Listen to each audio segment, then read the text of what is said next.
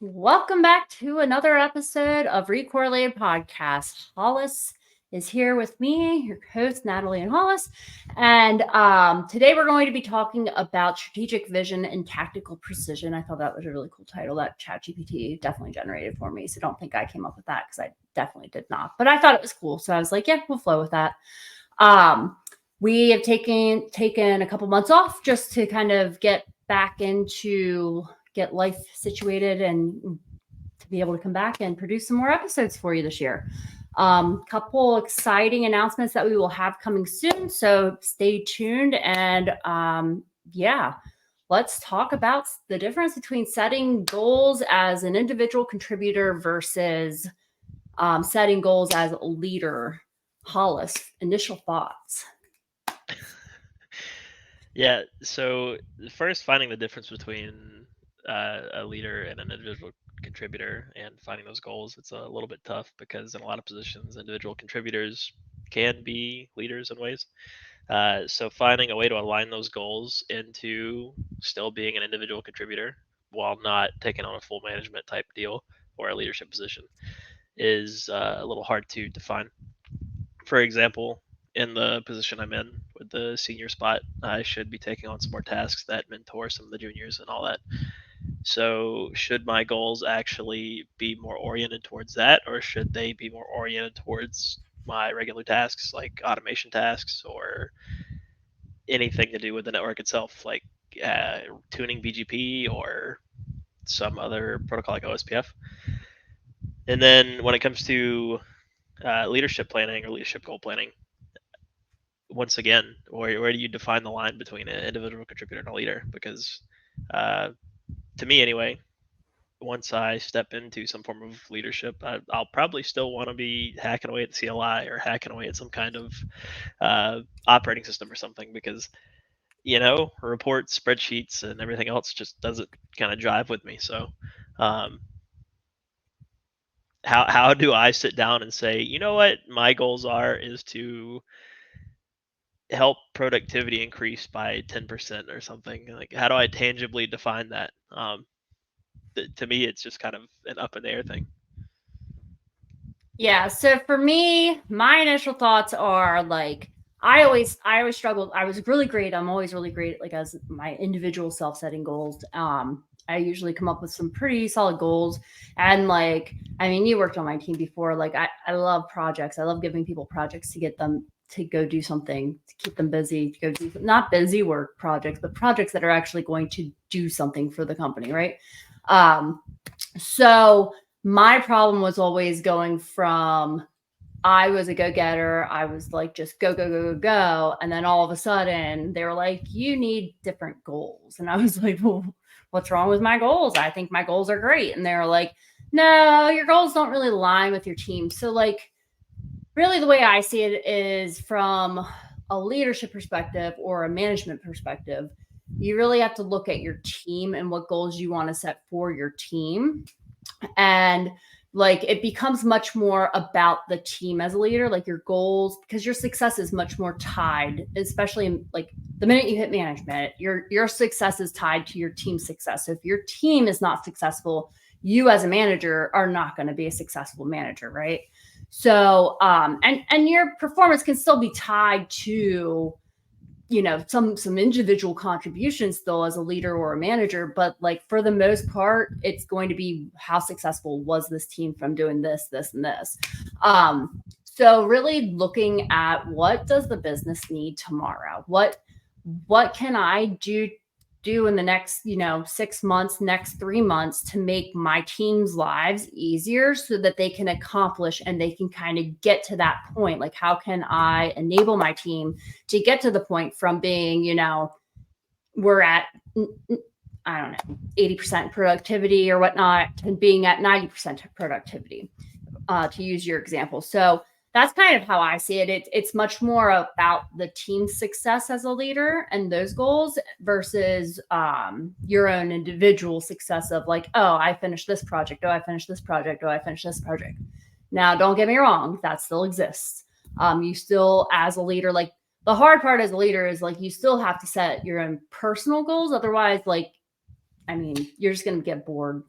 in my opinion, I would get bored if I have my own personal goals. So setting your own personal goals is important, but also understanding that like you facilitate a team to do X, Y, and Z. So an example would be like if you hire a lot of entry level talent, maybe you should get some documentation wrapped around the processes that you constantly are doing and completing so that somebody can come in day one and like step into a role and get a task done.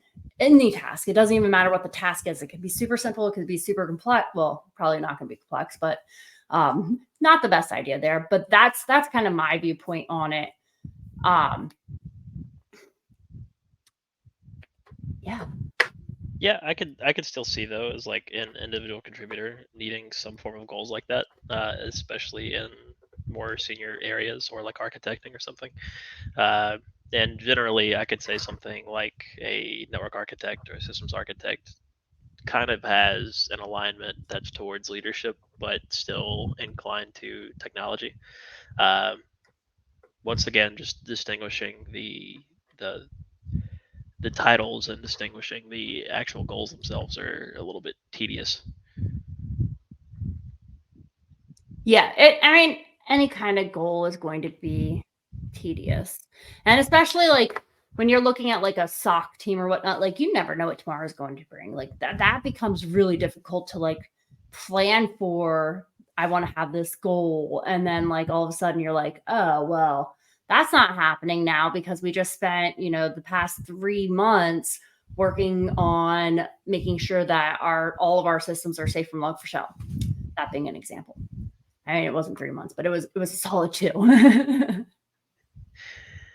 And kind of bridging that out and thinking of like goal planning or performance planning or whatever, I don't think that any one company I've been in has it right or has done it right. I've been in multiple, right? And whether it's been when I was on help desk where it was, hey, quantify things in tickets and how many of these metrics can you get done, or what's your SLA? It's one of those things where I would say it's something that should be more closely tied into like a relationship between leadership and individual contributor, just so that like performance and goals can be laid out appropriately. Which I mean, it's kind of hard to do at a business level, I guess, just because if a company has a lot of turnover, right, you have to have some kind of base to go off of, where it's like, well, I mean, you should just be able to do this X, Y, and Z. Um, but regardless, the whole thing to me is it's a challenging concept, just because when you step out of your normal work to say like, I've got these projects in the horizon, I've got all this in my head, I've got all this that I want to accomplish, but the realisticness of, am I going to actually be able to deploy an S&MP monitoring solution to all 44 sites in the next 3 months? Who knows? Maybe.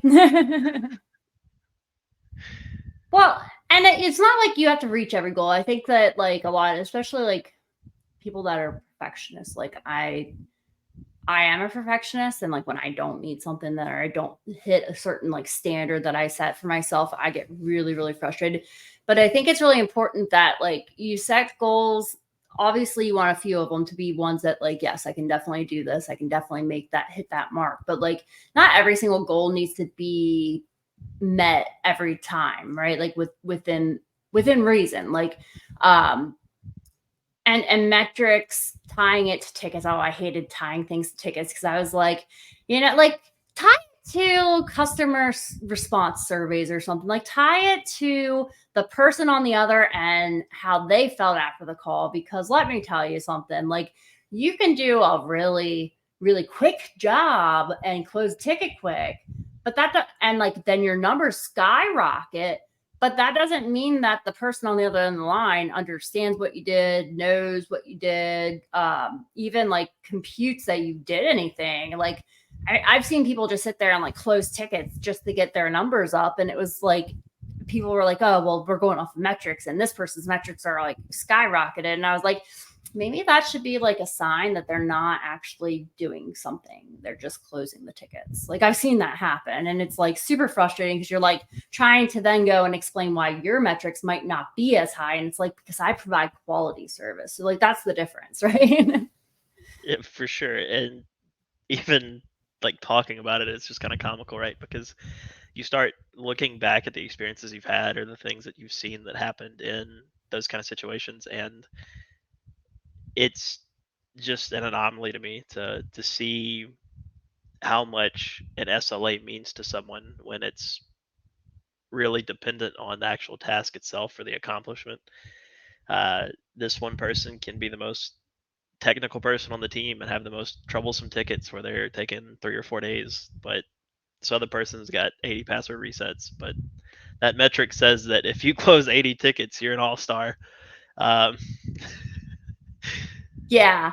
Yeah, and I've never seen like even like in my time like as manager in SOC and like I've never seen companies take into account the difficulty level of like how difficult was the ticket to close. Like and I think companies like if you're going to use tickets as like your metrics that you're using and ticket completion, that's the metric you want to go off of, then you should also assign those metrics of difficulty levels and like prioritizing certain clients like your more strategic clients you're like okay those probably get a higher priority, and so those will become more and more important because if you're keeping that client happy then that client will keep coming back and they will keep telling other people that might be potential clients to come to you. So like I think taking those metrics into account and having a weighted decision is best, and especially in like a help desk or a support type of role, because that always really angered me. And I know we're not talking support too much here, but like that always angered me because I'd be like, well, this person said that I was the best person, most knowledgeable person they've ever gotten on the phone, and that survey that they filled out after the fact has zero to do with what my numbers are. yeah, it's I really can't harp too much on it, but I really wish there was a better way to actually kind of quantify things. Like I can't put into words to a person in leadership and say, hey, I've stopped the network from going down 99% of the time, right? I've got this 5 nines SLA, but this 0.0001% that you see it blip like that, I've now gotten rocketed, right? I've gotten clipped at the knees. But anyway, goal planning, performance planning.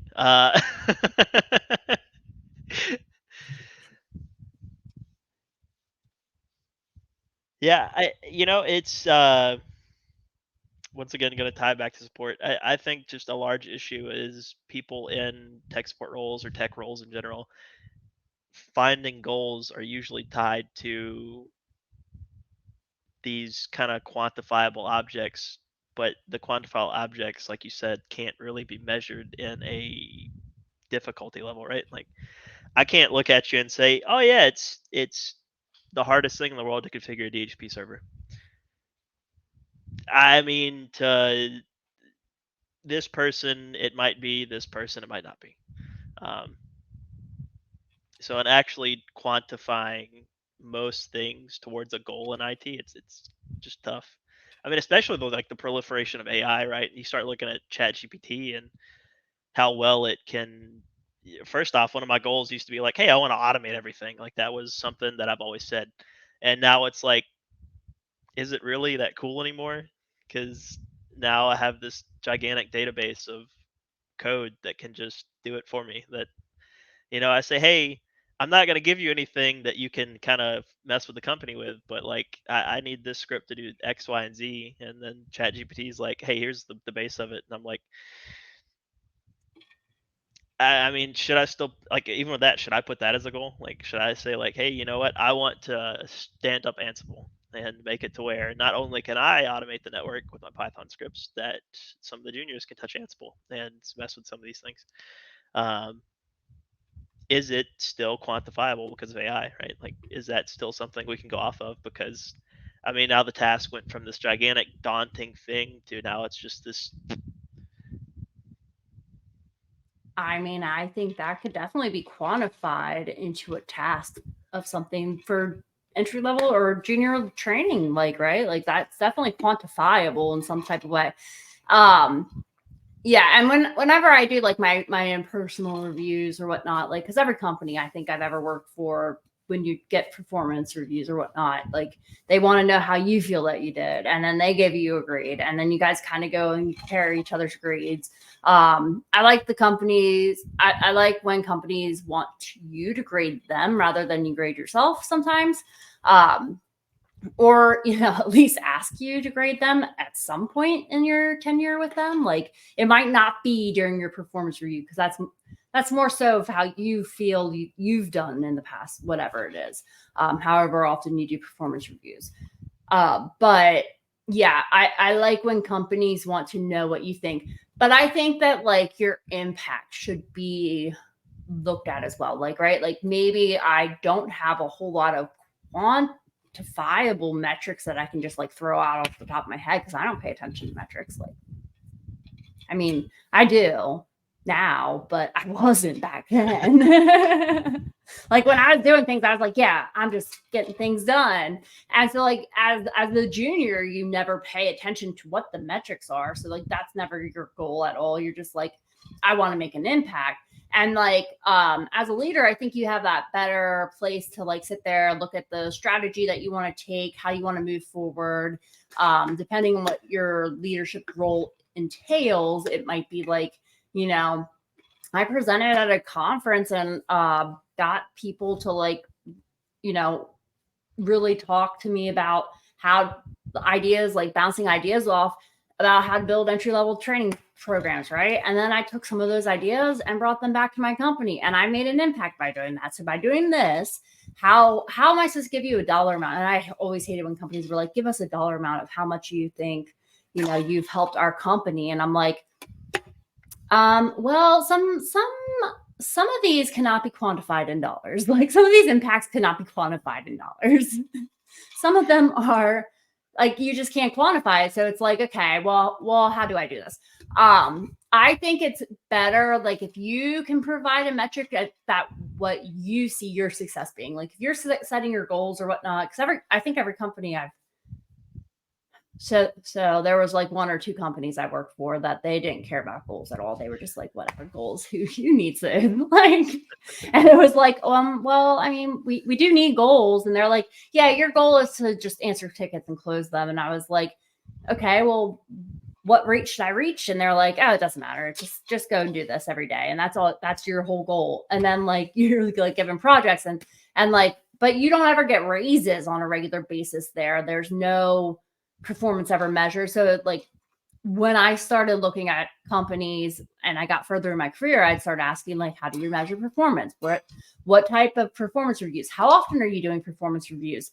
What impacts a performance review? I'd ask all those types of questions and see what their answers were, because if it becomes very evident in the interview, if you're asking those types of questions, whether a company really takes performance reviews to heart or not. Like, and usually raises are based off of performance reviews. So like if you're not a company that's doing them, then how are you giving people fair raises? Because you could have somebody over here working 10 hours a week doing 100 hours worth of work, maybe not that much, but like 30 hours worth of work in 10 hours, and then somebody over here working 30 hours a week doing 5 hours worth of work in that 30 hours. Like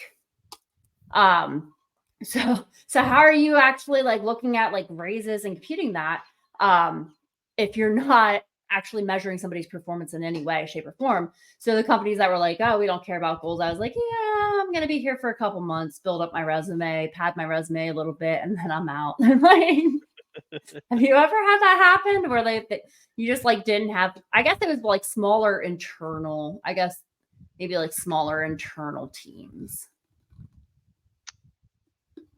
So uh, there are some that pay you more for getting certs. Um, Yeah. yeah, but the whole thing with attempting to build a performance or like performance goals off of IT work in general, I feel like it's just mishandled. Um, Really, like you were talking about, it needs to be defined. What is the benefit to the business? What is the benefit of this work to the business? Because at the end of the day, that's what a lot of CFOs, CEOs, anybody in the upper chain actually cares about is how many dollars did this save? How much did this cost? And what's the relative like terms of between that? And it's hard to do in IT and in this field in general because you start looking at it and yeah, this one outage cost us $5. This other outage in comparison cost us 2 million. Yeah. I can I look at a chart or a piece of paper and say, well, I didn't bring this down, so I saved us 2 million. No, but Or you didn't cost them 2 million. yeah, fair. Yeah. uh, but that's one of my biggest gripes about the goal planning and anything in IT is it's a crapshoot. It's literally just a crapshoot. I'm gonna put my hand in a barrel, uh, and whatever monkey jumps in my hand, that's what I'm gonna put on the piece of paper. Yeah, and I also think it depends on how your company structures their performance reviews or whatever. Like the self-evaluations, especially, like it all comes down to like what kind of questions are they asking on those too. Like, I mean, how do they measure success? And then how can you then sit there and kind of articulate how successful you were for them, right? And some companies really ask very interesting questions, and you're like, makes you think, and then you go and you think for a couple weeks, and then you come back and you're like, boom, boom, boom, boom, here's all the ways that I've helped you. When I was, when I was newer to being a leader, like I'm telling you, every time I had a training or any kind of document that somebody didn't have to waste, like they didn't have to come to me to be trained on a task and to then go turn around and do it. Every time I had a new person come into the team, I would take the hours that that it normally took to train that task. And then like I would make sure that I kept like a mental tally, or actually I kept a spreadsheet of it all. Like this one saves per person, it saves this much. And then I would just kind of like tally that up. And I would start putting not that I recommend doing this, but I would start putting those cost savings as like, because like some companies like they could only hire entry level talent, so that's all you had, and that's perfectly fine. But like now you need to know how much I saved your business, and guess what? This document here that I created 6 months ago is now saving you 4 hours worth of people's work every time because I don't have to train it. They don't have to sit through the lesson or whatnot. And maybe it's not 4 hours, but it's like an hour and a half every single time or whatnot. And it I had companies that did not like that. And I had other companies that were like, oh, yeah, that's right. You did do all that. And I'm like, yeah, let's talk about that number. I just liked asking questions, so Yeah. Yeah, I think you can really identify a company that cares about making sure that people are getting paid for the work that they do, right? yeah. Versus companies that don't in the interview process. You can really tell if you ask the right questions. If you don't ask the right questions, then like, I mean, you live, you learn, you find new jobs. I And you find don't make that mistake again. yeah, the thing that I see with jobs is like I can kind of tell when it's after the like I can't do it in the interview like you can, but after like the first 3 months, I can generally tell like, hey, are they challenging me?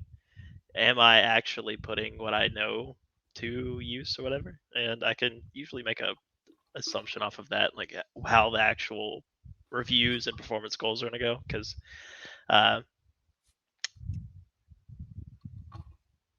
You know what? I'll just skip the thing here because we'll go a little too into things. So I'm gonna abstain. You're just gonna stop there. Yeah. Just stop. Mid sentence. Okay, thanks, Hollis. Thanks for kicking it back over. Look, Oh, if I start drifting, it'll go into like the places that I shouldn't go, and then it'll be on the internet, and I'm like, yeah, I don't want to be there.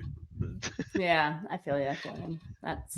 That is the struggle of being live, right? Like you're Yeah. like, ooh, did I say something wrong? Like sometimes I'll go back and rewatch episodes and I'm like, ooh, was I like sounding whiny in that episode? Like, did I sound like I was just whining about things for an entire like 30 minutes or like what? So far, and I'm knocking on wood, so far I've been like because I always feel like I sound whiny or it sounds like very like choppy. And then I go back and I watch and somehow it's like perfectly smooth, great transitions. And I'm like, oh, that's weird because it did not feel that way when we were recording it. Like You already know I've texted you a couple times where I'm like, I said something, I said a thing. I have hey, that's why spoken. these thoughts are our own. And like, yeah, Yeah, I have don't spoken try. the English language, and I don't want to speak it anymore. That does not compute anymore. That's why we switched from Mondays, is because Mondays are a very taxing day on my brain. Like, I don't know. I thought like Mondays would be a great day to go live. And I was like all gung ho. I was like, yeah, we can do it. We can do it. We can do it. And then like we were doing it and I was like, I don't know. Like, and then we weren't doing it because other things came up. And I was like, Mondays are just not good days. Like, no, probably not anymore. But anyway, back to the topic. So, I think and here's the other thing that I've always had an issue with is like I generally have I don't know I just get these feelings and I started documenting them because like I've had it now bite me in the ass when I've asked somebody about something and they were like, no, that'll be fine. Don't worry about it, blah, blah, blah. You're just overthinking this whole ordeal, blah, blah. And I was like, but are you sure we shouldn't be like, CYAing here or doing this? And they're like, no, you're fine. Don't worry about it. And then like, it came back to bite us in the ass. And that person was no longer they like before that happened though, they were no longer with the company. And it was like, I need to start writing this shit down so that like, when that happens, it's like, nope, I said on this date at this time. So like I started taking some pretty detailed notes of like directions that I've been given by others. And I'm like, yeah, no, this date at this time, so and so said this, and that was pertaining to this subject. But like because I have that foresight, sometimes I'm like, I'm really good at seeing like a vision and envisioning what I want the outcome to be for whatever. So like whatever it might be, like whether it's my department, whether it's my team members, like I'm really good at envisioning what the future shall hold for them. And like envisioning an impact that a decision has on in the future. And I've been able to size up a lot of big major problems just by being like, well, don't you think that like maybe we should account for this problem? And it's 100% because I can see like I I see risks as like legal I see risks as dollar signs because they are legal liabilities at a certain point, right? Every risk becomes a dollar sign and it's sometimes a very much a legal liability. So like being able to see those before you kind of get too far down the road and then you're like trying to backpedal and get out of like a bad spot. So I think that's also like something that like if you see something that's like could cause a problem later down the road, I think those are things that you could definitely at least keep tally of on the back end for yourself so that like if it ever does come down when you're like going to your performance reviews, this is just another metric you can throw at them when it's necessary, right? Yeah, anything I touch now, um, if it has any form of risk appetite, I generally abstain. I don't know what it is. I look at something, and the only thing I can really compare it to is like networking now. Uh, but like if I'm doing a command on a switch or something, and if I don't feel confident, I'm gonna do a reload in 10. And if I put the command in and the thing goes blank, great, it's gonna reboot and come back. Uh, I don't like touching anything with risk. Like, and a lot of people would be like, you're not gonna grow that way. Like I grew quite a bit taking risks. You know, I don't like the risky things anymore. I don't like risky business. Uh, so I really. I want to say I forget what personality type I am, but I think I'm like the risk maker quadrant from when we had Melissa on, because that from that the fishing tool that we were talking about with Melissa Lawrence. Yep. There were like the 4 quadrants, and you were like either a risk taker, you're a risk maker, you're risk adverse, like completely risk adverse, you're like no risk at all, or the other middle ground one. And I forget which one I am, but I know I'm one of the middle ground ones. I'm not like, let's go with all the risk, but I'm like, I'll take calculated risks. I'm very, and that makes sense because I'm a very strategic and I'm a very calculated person. Not like I try not to be in like personable communications, but like in business, like, oh yeah, I'm calculating. Like, I was in a law firm for 5 years. I was paralegal for 10. Like, no, I'm very calculated. I learned really quick how to become calculated, and to make decisions based off of like calculations and projections and all that. So yeah, tactical precision. That definitely me. I just call everything I do in everyday life tactical ignorance. Um, that's colloquially what I can't speak.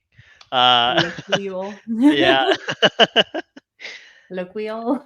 Yeah, I've told my wife that she can start saying I'm just tactically ignorant for most things in life. So, I mean, that's a lifestyle. hey, I I don't have any problems.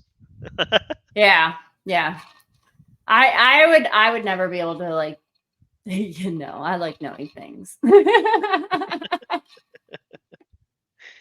I enjoy knowing things and other people asking questions and me being like random knowledge and just like randomly giving them the answer when they come to me. They're like, oh, I have a question for you. I'm like, I might be able to answer it, I might not, just warning you. And then they come to you and they're like, oh, blah blah blah, and you're like, random knowledge dump that I didn't even know was in my brain somewhere. It just pulled it out of thin air, and I'm like, oh, okay, well, yeah, that's it. That's the answer to your question there. Like, I guess. I mean, fair. I just I do similar. It's just in most things I look at situations or like uh interactions, and if something completely like hits me sideways, I just you know um there's still a forward path for whatever you're doing here, but I don't want to be in the path, so I'm gonna be tactically ignorant and mind my business. That's kind of what I did in the army. I would just like kind of stayed under the radar. I was like, like it was so bad. I went back to AIT because like they didn't ever send over like my PT card or something to my unit. My unit's like, I know you didn't graduate AIT without like having a PT test pass. So like, where's the PT card? And I was like, I don't know. So I like went back a couple months later because like one friend was graduating from her basic training battalion. And I went back in there and like a couple drill sergeants, they were like, they looked at me, they thought I looked familiar, but they were like, I have no idea. And I was like, I literally just graduated here like a month ago. Like, they were like, nope, don't remember you. And I was like, yeah, that's because I fly under the radar. I'm very like quiet, but observant and precise. But okay, so goal setting, last thoughts, final thoughts. Go, Hollis, go. Yeah, I'll go. I'm gonna roll right away in this chair. Um, to me, right, goal setting, goal planning, doing any form of planning, it's like I said earlier, it's a crapshoot. It, find what works for you. Find what you think is something that you would think is a good goal, or have someone else look at you and be like, you know, it'd be a good goal for you. If they know you, right? They got to know you. You can't just look at a stranger and be like, hey, what'd be a good goal for me? Because then they'd be like, to leave me alone. Um, but finding what makes you tick, or not tick, but that's kind of lame. Finding what makes you want to do something, right? Finding like, What motivates you? yeah, that's where you're gonna find a goal. That's where you're gonna find something that you can set forward to, set forth into motion. I can't speak today, um, but yeah, goal planning, crapshoot. I think you need to do your thing. Of course, business won't let you do your thing, but if they do, take the reins. Yeah.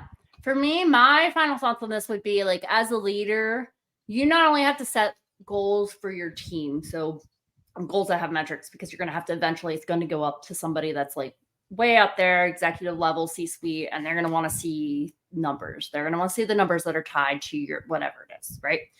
But not only that, you also have to think about like the people on your team, and especially in a management position, you have to think about the people that are on your team and what type of goals maybe would be helpful for them to set. Like, you have to think about that. And like, I personally, as a leader, will have meetings with my team, and I'll give them like, a couple weeks to come up with their goals, and then we'll have a meeting, one-on-one meeting, and we'll talk about, okay, what are your goals for the year, or what are you thinking about setting as goals.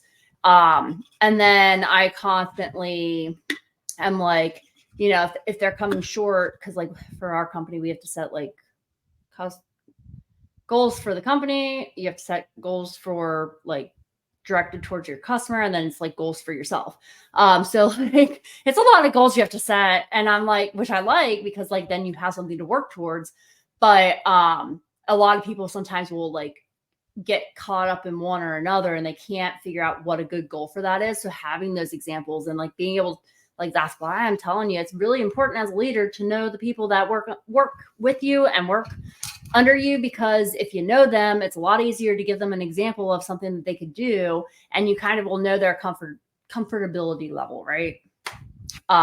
With like, maybe they're not a strong public speaker, or maybe they don't feel like they would do good being on a podcast episode, but maybe they write really well. Maybe they're thorough and really well articulated and eloquent writers, right? You never know. So maybe writing a blog post is more so up their alley. And like, knowing who they are as a person is important, because then you can help them set better goals in the future. And also, like, don't forget, just because you're setting your own goals and they're setting their own goals, you should have goals that kind of come together as a team and set some goals too. I think that's really important. I think a lot of people forget about that. They're just like set tunnel vision in their own goals, that it's like, okay, as a team, we need to have goals too. Which I think is something that I've always tried to do pretty well. I've gotten better at making others aware of what I'm doing, but when setting those team goals, but and getting input from the team on the team goals, rather than just like being like, the first time I did it, it was a whole show, and it was like, I set the goal for my goal for the team, but like nobody else on the team was really aware of it, and so then it was like, we definitely did not meet that goal. But so making sure that everybody comes together and kind of puts their thoughts into the goals, like, that's when it works. That's when it's great. So anything else from you, Hollis? No, I'm good over here. I am just analyzing my beautiful hair at the moment. He's admiring himself in his camera. Oh, such a girl. Okay. I'm kidding. I am kidding. That was a mean joke. Okay. Anyway, so next time on Re-Correlated, we will be coming back here. We will have a special guest. His name is Jacob Hill, and we will be talking about CMMC compliance. I know, Hollis, that kind of might bore you, but it'll be really great conversation. And I think that you'll probably know more about it than you will ever think you would know beforehand.